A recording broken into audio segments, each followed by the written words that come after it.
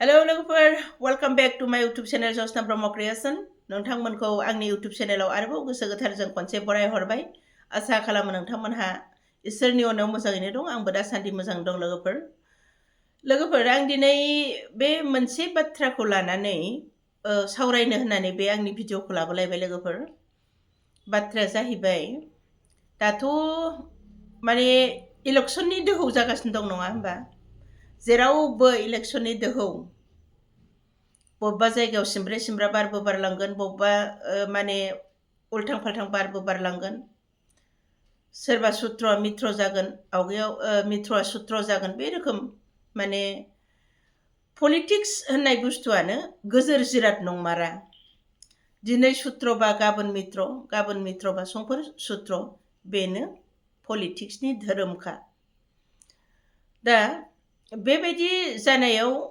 माने रायजो राजा जायफोर माने जाम्बा जाम्बि आइ आफा गामियाव थानानै माने भट होनानै देरहाहोयो बैसोरो माने लिडारफ्रा जेरै थाङो बिदिनो थांफानांगौ जायो माने दैदेनगिरिफ्रा जेरै थिनो बेबायदिनो मावनो गोनां जायो दा आङो गासैबो जायगानि सोर टिकेट मोनदों सोर दारायनो नागिरदों बै बाथ्राखौ आं दिनै सावराया आं अनलि सावरायगोन जोंनि तामुलपुरनि बाथ्राखौल' जोंनि तामुलपुराव रायजो राजा नोंथांमोनहा गासैबो मिथिजोबखायो नुखाजोब्बाय मिथिजोबखाबाय माने तामुलपुराव बिपिएफनिफ्राय केन्डिडेट होआखसै हाइकामाना माने हाग्रामा सारा बेनिफ्राय बिपिएफनि सापर्टारफोरखौ रायजो राजाफोरखौ बिजेपिखौ माने सापर्ट खालामनो थाखाय बिथोन होनाय जाबाय माने बेवहाय बयबो नोंथांमोनहा मिथिखागौ जोंनि तामुलपुराव स्पिकार सार बिश्वजित दैमारि सारा बिजेपिनिफ्राय इलेक्सनखौ गेलेसिगोन बेनिफ्राय तामुलपुरनि गासैबो रायजो राजाया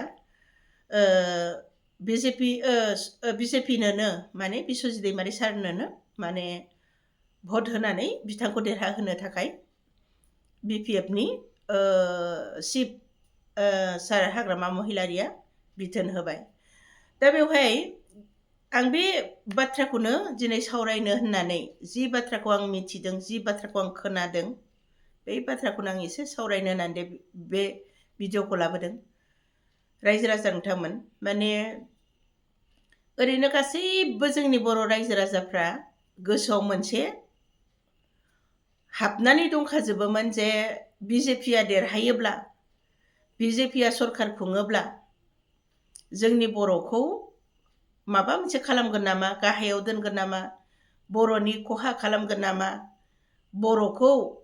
बर'फोरखौ माने इभिक्सन खालाम होखारगोन नामा बैबायदि मोनसे गोसोआ बयनिबो गोसोआव दंमोन आरो बै समाव इभिक्सना खालामाखै नङा खालामनायबो जामारदोंमोन बेबायदियाव माने गोबां मानसिनावनो माने दुखु बा बेबायदि सोंथिया बेरखांनानै दङमोन दा ओरैबायदि जाल्लायाव गोग्लैबाय माने माखासे सुबुंफोरनि रायजो राजानि रायलायनायफोरखौ आं खोनादों बेवहायसो आं बे भिडिअखौ एसे सावरायहरनोसै होननानै रायजो राजा नोंथांमोन आंनि सावरायनायाव गोरोन्थि जादोंब्ला निमाहा हो माने गोबां रायजो राजानि गोसोआवनो मोनसे सोंलु बेरखांदों दा जोङो भटखौ बिजेपि हिसाबै जों होनो गोसो गैयामोन माने दहायना बुंखांबाय माने बिजेपिया देरहायोब्ला बर'नि मोजां खामानि मावनाय नङा नामा बर'खौ गाख्रेबगोन नामा गाहायाव दोनगोन नामा बर'नि माबा मोनसे खहा खालामगोन नामा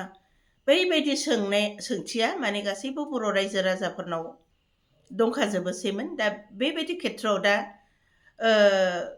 बिजेपिनो हाग्रामा सारा माने दानि चिफ सारा बिजेपिनो भट होनानै जय जुक्त खालामनो थाखाय बिथोन होनायाव गोबां रायजो राजाया दा गुलुं गुजुं जागासिनो दं ना चिफ सारनि बाथ्राखौनो मानियालाबानो थानो हायो ना बिजेपिनोनो भटखौ होनो गोसो जायो दा बे मोननै गोसो रायजो राजानाव माने गुलाय गुजाय जागासिनो दं दा बेफोरबायदि रायजो राजानि रायलायनायफोरखौ आं दाखालिनिफ्रायनो खोनागासिनो दं। दा जों मा खालामबावनो?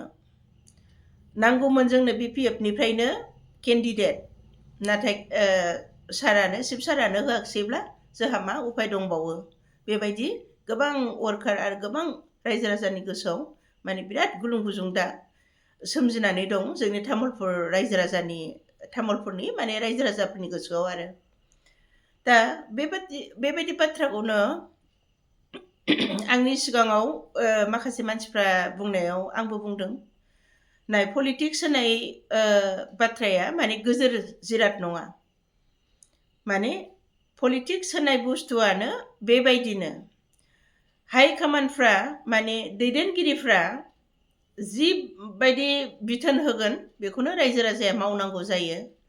दा हाइ कामान्डआनो दैदेनगिरिफ्रानो जुदि BJP खौ सापर्ट खालामनो होबायब्ला रायजो राजाया गोबाङानो माने गोसो गैयाब्लाबो होनांसिगोन बेबायदियाव थाहैबाय। आरो खायफाया गोसोआ जुदि मानिथाराबा मा खालामो बेखौ बुंनो हाला। दा बेबायदि गोनो गोथो जालायबाय थानाय गासैबो रायजो राजायानो माने बै समनिफ्रायनो बे खोथाखौनो रायखाङो। माने BJP आ बर'खौ एभिक्सन खालाम होखारो, बर'नि फारसे एसे गाहाय नोजोरजों गाज्रि नोजोरजों नायो। दा बेखौ देरहाहोयोब्ला आरोबाव बैबायदि परिबेसा फैबावगोन नामा होननानै आंनि सिगाङावबो माखासे मानसिफ्रा रायलायनायाव आं बुंदों। दा जोंथ' आरो मा मानसि, जों ओरैनो फिसा मानसि, जोंनि रायलायनायाव मा जाबावनो? दा गोजौ लेभेलनि माने हाइ कामान्डआनो जुदि अर्डार होबायब्ला बेखौथ' जोङो मावखानांसिगोन, उपाय गैला। बेबायदि होननानै आङो गोबां जोंनि रायजो राजा जाम्बा जाम्बिनि मानसिफोरनि खोथायावबो बुंबोदों आरोखि आंनि सिगाङाव बुंनायाव।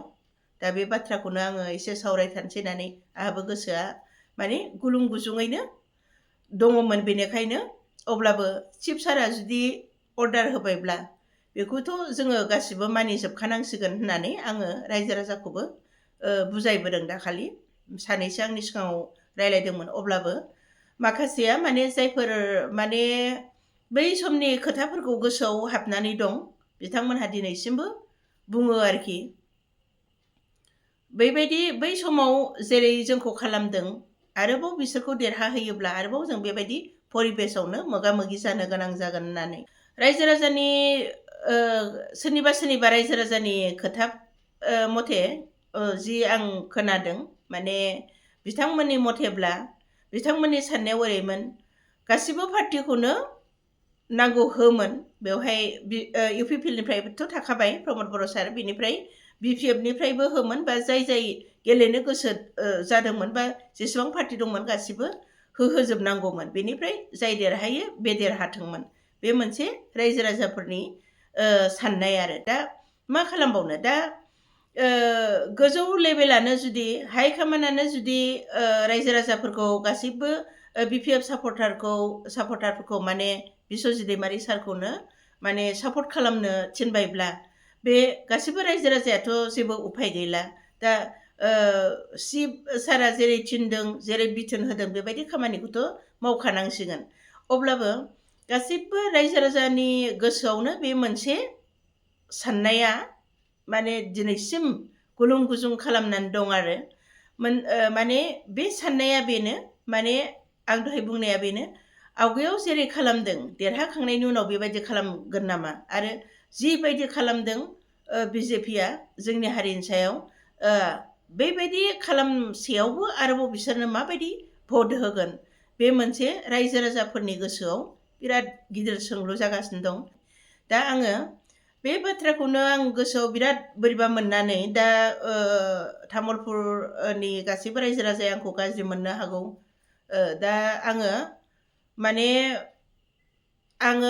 ना माबाखौनो गाज्रि मोनदों ना बिस्वजित सारखौनो आं गाज्रि मोनदों। माने गाज्रि मोनाखै, बेवहाय हाइ कामान्डआनो जुदि अर्डार होबायब्ला जों जि खामानिखौ मावनो अर्डार होदों जेरैबायदि लांदों जों बेबायदिनो पार्टिया थांफाखानांसिगोन। बे बाथ्राखौ बुंनो थाखायसो आङो दिनै बे भिडिअखौ लाबोदों। दा गोबां रायजो राजा, आंनि भिडिअखौ नायनाय नुसननाय रायजो राजा नोंथांमोनहा बेनि सायाव माबायदि मोनो आंनि भिडिअ'खौ नोंथांमोनहा माबायदि मोनदों अननानै नोंथांमोननि गोसोनि साननाय बाथ्राफोरखौ आंनि कमेन्टआव लिरहरदो। दा आं बेखिनियावनो दोनथ'नोसै लोगोफोर। आंनि बुंनायाव गोरोन्थि जादोंबा निमाहा हो। दा आं बेखिनियावनो फोजोबबाय। गोजोन्थों, खुलुमबाय।